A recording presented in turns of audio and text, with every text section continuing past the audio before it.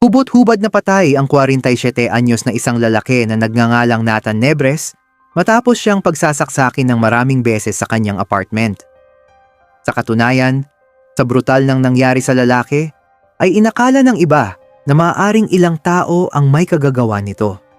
Inakala ng mga investigador na isa lamang itong krimen na dulot ng matinding selos o paghihigante. Pero habang iniimbestigahan ang kaso, lumabas ang dahilan kung bakit umabot sa ganoon ang nangyari. Napakasaklap at nakakapanlumo ang sinapit ng lalaking ito. Ngunit kung malalaman niyo kaya ang katotohanan pagkatapos ng kwentong ito, maaawa pa kaya kayo sa kanya? Lalo na kung malalaman niyo kung sino ang salarin sa pagpatay sa kanya. Kaya simulan natin sa ganito.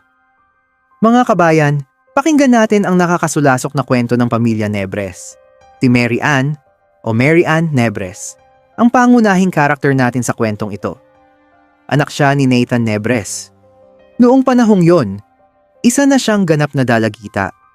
Mga 17 years old na noon si Ann. Ang tingin ni Mary Ann sa kanyang papa ay isang hero. Buong-buo ang paghanga niya rito. Dahil kada dadalaw ang papa niya sa apartment niya, ay siya na ang gumagawa ng lahat ng trabaho para sa kanya. Pagluluto, paglalaba, pagtutupi, at pamimili ng mga kailangan niya. Siyempre, wala namang mali siya yon para sa iba. Dahil anak nga ni Nathan si Mary Ann, kaya normal lang na gawin niya yon. Naka-boarding house, o nasa isang apartment nga noon si Mary Ann dahil kasalukuyan na siyang college. Dumayo siya sa ibang lugar para mag-aral. Pero habang nandun siya, ay lalo siyang napamahal sa kanyang ama. Kasi nga maalaga si Nathan o Nathaniel sa kanyang anak. Noong una, kada buwan lang niya ito dinadalaw para bigyan ng allowance. Pero nung lumaon, ay naging madalas na ito. Hanggang sa isang gabi sobrang lakas ng ulan at hindi makauwi si Nathan. Ayon sa kwento ni Mary Ann, in-offer niya na doon na lang muna matulog si Nathan. Iisa lang ang higaan, kaya nagtabi sila sa kama ni Mary Ann. Sa kalagitnaan ng gabi, naramdaman ni Mary Ann na nakayakap ang kanyang papa sa kanya. At may nararamdaman siya mula sa likod nito na matigas. Alam niyo na kung ano yon, mga kabayan. Hindi naman siya nailang. Bumaliktad siya ng higa para makaharap ang kanyang ama. Hanggang sa ilang sandali lamang, ay parang hindi naman pumapalag si Mary Ann sa gustong mangyari sa kanilang mag-ama. Hanggang sa nag-umpisa silang maghalikan. Tuluyan nang naghubad ang mag-ama at may nangyari na nga sa kanila sa kama ng gabing yon. Naganap na nga ang hindi dapat mangyari. Ang nakakagulat, mga kabayan, hindi man lang nila pinagsisihan ang nangyari sa kanila, kundi pa ulit-ulit pa itong nangyari. Bawat dalaw ni Nathan, isa na yon sa kanilang ginagawa. Tila sila na ang naging mag-asawa sa lagay na ito. Hindi nila naisip si Judith, na abala naman sa pag-aasikaso ng kanilang tindahan at ng kanilang bahay. Si Judith Nebres naman, mga kabayan, ay ang ina ni Mary Ann at asawa ni Nathaniel. Pero lumipas ang ilang buwan, napansin naman ni Judith na mas madalas nang wala sa bahay ang kanyang asawa. Hindi na rin ito umuuwi ng gabi. Kapag tinatanong niya kung saan ito pupunta, iisa lang ang sagot. Dadalawin si Mary Ann. Ngunit ang hinala niya ay may iba itong pinupuntahan at may iba ng babae. Si Nathan naman ay hindi nagsasabi kay Mary Ann tungkol dito dahil ayaw niya rin itong ma-stress at gusto niyang mag-focus muna ito sa kanyang college life. Pero tumitindi ang hinala ni Judith sa kanyang asawa. Kaya nagpasya na lang siyang isang araw ay sundan si Nathan. At totoo nga naman na dinadalaw lang pala nito ang kanilang anak. Kaya gumaan ang kanyang nararamdaman nang malaman niyang hindi nagsisinungaling ang kanyang asawa. Nagpasalamat pa nga siya dahil mapagmahal talaga na ama si Nathan. Yun ay sa tingin niya. Umalis si Judith nang hindi niya ipinaalam sa kanyang asawa na sinundan niya ito. Nahihiya naman siya. Kasi nga, wala naman pala itong ibang babae. Isa pa, mas lalo pang naging malaki ang tiwala niya rito dahil sa nakita niya. Mahigit 20 taon ng mag-asawa sina Judith at Nathan Nebres. Sa tagal ng kanilang pagsasama, nakilala sila ng mga kapitbahay bilang isang simpleng mag-asawang bihirang marinig na nag-aaway. Tahimik ang kanilang pamumuhay, at kapansin-pansin ang respeto nila sa isa't isa. Hindi man marangya ang kanilang buhay, sapat ang kanilang kinikita para mabuhay ng maayos at mapag-aral ang kanilang anak. Noong 1990s, sa Cavite nila, itinayo ang maliit na negosyong sari-sari store na naging pangunahing pinagkukunan ng kabuhayan ng kanilang pamilya. Araw-araw, magkasama silang nagsisikap para mapalago ito. Madalas silang magbukas ng maaga at magsara ng gabi. Dahil ang bawat pisong kinikita nila ay may nakalaan ng paggagamitan. Ang pinakamalaki nilang pangarap ay mabigyan ng magandang kinabukasan ang kanilang nag-iisang anak. Kaya halos lahat ng kanilang ipon at kinikita ay inilaan nila sa pag-aaral nito. Sa paningin ng marami, halos wala nang mahihiling pa ang kanilang pamilya. Isang matatag na pagsasama, disenteng kabuhayan, at isang anak na ipinagmamalaki nila. Maganda at masunuring bata. Pero gaya ng maraming pamilyang mukhang perpekto sa labas, may mga problemang unti-unti pa lang nabubuo sa loob ng kanilang tahanan. Mga lihim na hindi napapansin ng iba. At kalaunan ay tuluyang babago sa takbo ng kanilang buhay.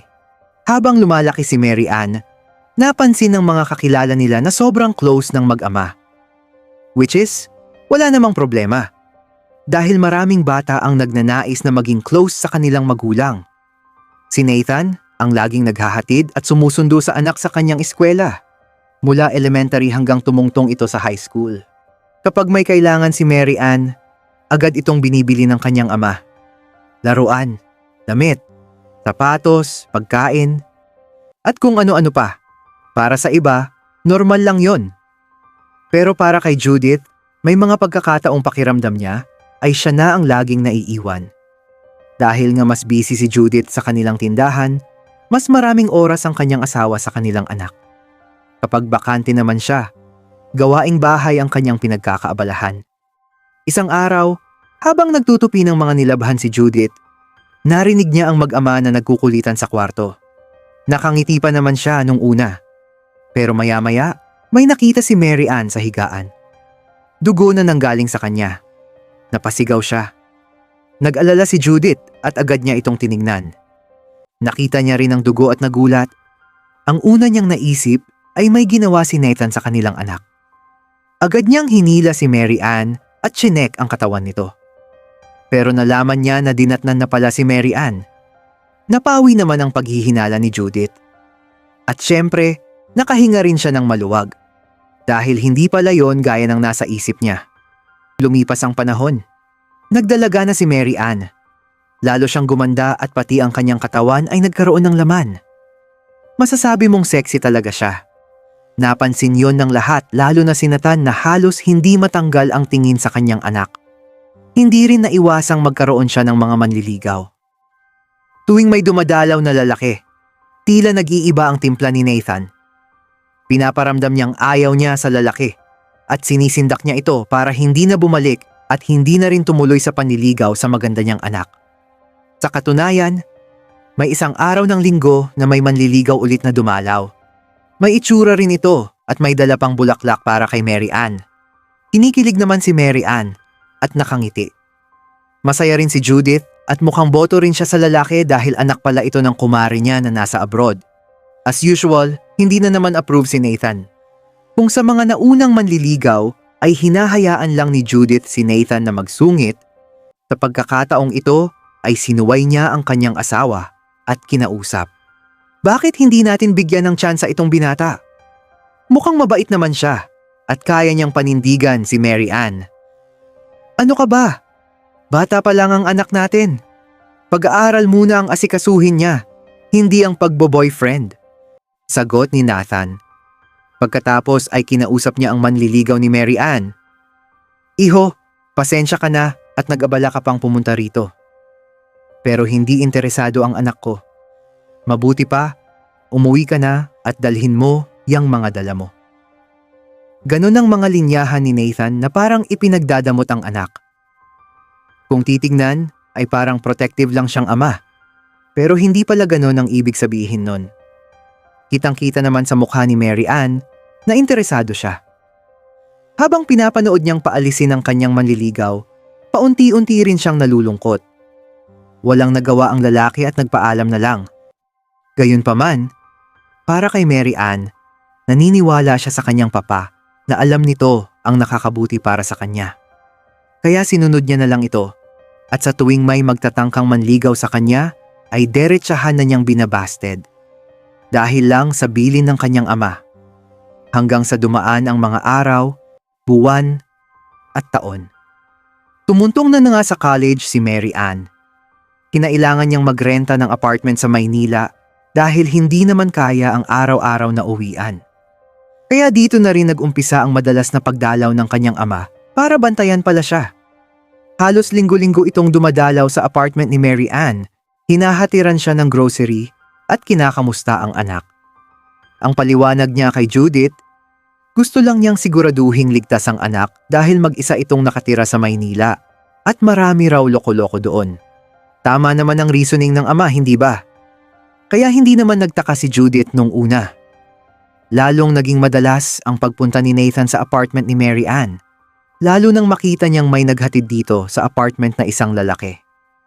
Nang kumprontahin niya si Mary Ann kung sino yon, boyfriend daw niya. Pa, sorry kung sinekreto ko sa inyo na may boyfriend ako, pero mabait po siya at mahal niya ako. Kilalanin niyo po muna sana siya bago niyo ako pagalitan. Mas maganda pa nga yun, rason ni Mary Ann.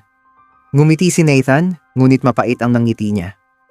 At simula nung araw na yon, hindi na matahimik si Nathan. Lagi na siyang nakabantay sa may apartment ni Mary Ann nang hindi nito alam. Natsyempuhan niya isang araw na pauwi ang lalaki. Pinara niya ito at nagpakilalang ama ni Mary Ann. Inaya niya itong kumain, pero dinala pala niya ito sa lugar na wala masyadong tao.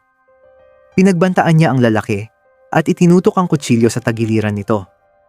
Ayon sa lalaki, sinabi ni Nathan na hiwalayan na ang kanyang anak at papatayin siya pati ang pamilya nito kapag hindi niya ginawa. Takot na takot ang binata. Kinabukasan noon ay tuluyan na nungang nakipaghiwalay kay Mary Ann.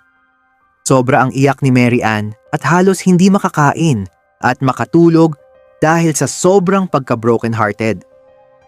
Sinamantala naman ito ni Nathan na payuhan at i-comfort ang anak. Nanatili siya sa tabi ni Mary Ann.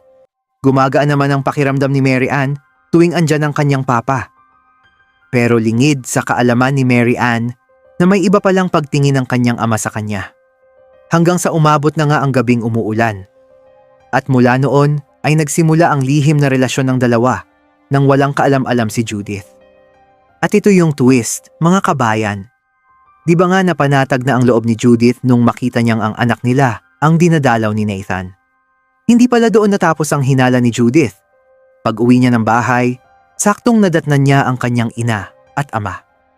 At dito niya naikwento na pinaghinalaan niya si Nathan na may ibang babae, pero wala pala. Ngunit sa komento ng ama ni Judith ay muling nagising ang kanyang hinala. Sabi kasi ng ama niya, "Aba, dalaga na yung anak mo, Judith, at lalaki ang asawa mo." Hindi ko naman sinasabing mali ang ginagawa ng asawa mo, pero maski ako, anak, nung nagdalaga ka ay hindi naman ganyan ang pag-aalaga ko sa'yo. Hindi normal ang ganyang relasyon ng mag-ama, lalo na sa pagitan ng lalaki at babae. Diretsahang komento ng kanyang ama. Mula nun ay hindi na napanatag si Judith. Kaya naman, para mapatunayang mali ang hinala ng kanyang ama, muli niyang sinundan si Nathan. Sa sumunod na araw, pinauna niyang makapasok si Nathan sa apartment ng anak. Tapos ay sumunod siya. Nang makalapit si Judith sa pinto, nakalock ito. Pero silang tatlong pamilya ay may kanya-kanyang duplicate na susi ng apartment ni Ann. At yun nga ang ginamit ni Judith. Hindi siya umimik, basta binuksan niya ang pinto. At tumambad sa kanya ang nakakasukang pangyayari. Hindi siya nakagalaw agad nang makita niya si Nathan at ang kanyang anak na si Mary Ann na hubad at magkapatong. Alam niyo na mga kabayan, nagbebembangan ang dalawa sa apartment ni Ann. Nagulat din ang dalawa at agad na bumangon para magbihis. Pero bago pa man makuha ni Nathan ang kanyang mga damit, nakuha na rin ni Judith ang kutsilyo sa may lutuan at agad na sinugod si Nathan. Walang tigil niya itong pinagsasaksak hanggang tuluyang namatay. Si Mary Ann naman ay wala nang nagawa dahil sa pagkabigla rin sa nangyayari. Nanatili na lang siya sa sulok nakasaplot lang ng kumot at nanginginig. Matapos matauhan si Judith, binitawan niya ang kutsilyo at agad niyang pinagbihis si Mary Ann. Umuwi sila sa Cavite na parang walang nangyari. Kinabukasan, nagtaka ang may-ari ng inuupahang apartment ni Mary Ann at nagpa siya itong silipin ng unit. Pagbukas ng pinto, tumambad ang isang lalaking nakahandusay sa sahig, wala ng buhay at naliligo sa sariling dugo. Makikita sa kanyang katawan ang maraming saksak sa dibdib, tiyan, likod at maging sa mga braso. Na tila senyales na sinubukan pa niyang ipagtanggol ang sarili. Agad na tumawag ng pulis ang may-ari ng apartment, habang nilagyan naman ng police line ang buong lugar. Mabilis na dumating ang mga kapulisan upang iproseso ang crime scene. Maingat nilang kinuhanan ng litrato ang bawat sulok ng apartment at isa-isang kinolekta ang mga ebidensya. Sa tabi ng bangkay, natagpuan nila ang isang kitchen knife na may bahid ng dugo. Ito ang pinaghinalaan nilang ginamit sa pagpatay. Isinailalim ang kutsilyo sa forensic examination. Tinuri rito ang mga fingerprint, DNA, at iba pang posibleng ebidensya na makatutulong sa investigasyon. Habang hinihintay ang resulta, pinapanayam ng mga pulis ang mga kapitbahay at mga taong nakakita sa biktima bago ang insidente. May nagsabi na may nakita silang dalawang babae na nagmamadaling umalis sa lugar. Hindi nagtagal, lumabas ang resulta ng forensic examination. Ang mga fingerprint na nakuha sa hawakan ng kutsilyo ay tumugma kay Judith. Bukod pa rito, mayroon ding mga bakas ng dugo sa kanyang damit na pareho sa DNA ng biktima. Dahil sa bigat ng mga ebidensya, agad na naghain ng warrant ang mga awtoridad upang siya ay arestuhin. Hindi na rin siya nagtangkang tumakas o lumaban. Tahimik lang niyang iniabot ang kanyang mga kamay upang pusasan. Wala siyang sinabi habang binabasa sa kanya ang kanyang mga karapatan. Sa loob naman ng bahay, tahimik na nakatayo si Mary Ann. Halatang nanginginig siya habang pinapanood ang kanyang ina na inilalabas ng mga pulis. Hindi siya makapagsalita.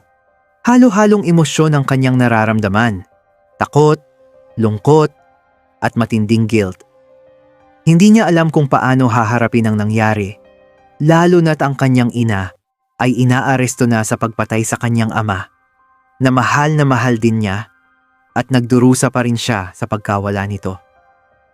Habang isinasakay si Judith sa police mobile, sandali niyang nilingon ang anak. Pareho silang walang masabi. Isang tinginan lang ang nangyari bago tuluyang isinara ang pinto ng sasakyan at umalis ang mga pulis.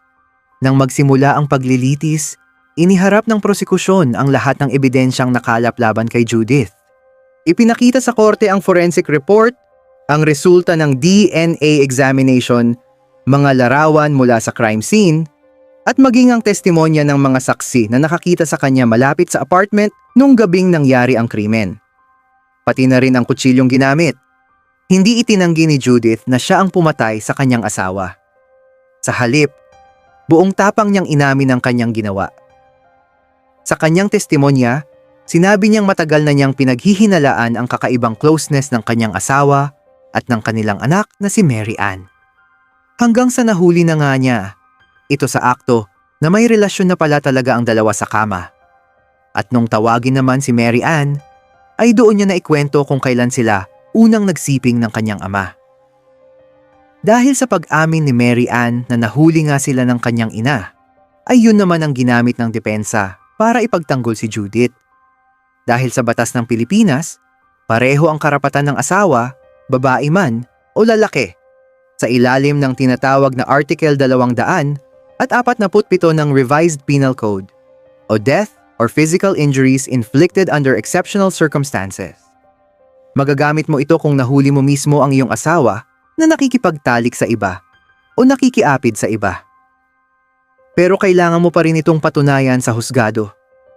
Ngunit dahil din sa pag-amin ni Mary Ann, pagkatapos ng halos 4 na taong paglilitis, na nakakulong si Judith, ay pinalaya siya dahil napatunayan ngang nahuli niya sa akto ang kanyang asawa at anak na nagtatalik. At ito nga ang tinatawag nilang incestuous relationship. Isang bagay na immoral at hindi rin inaayunan ng kahit anong relihiyon o ng sino mang taong matino kung iisipin lang.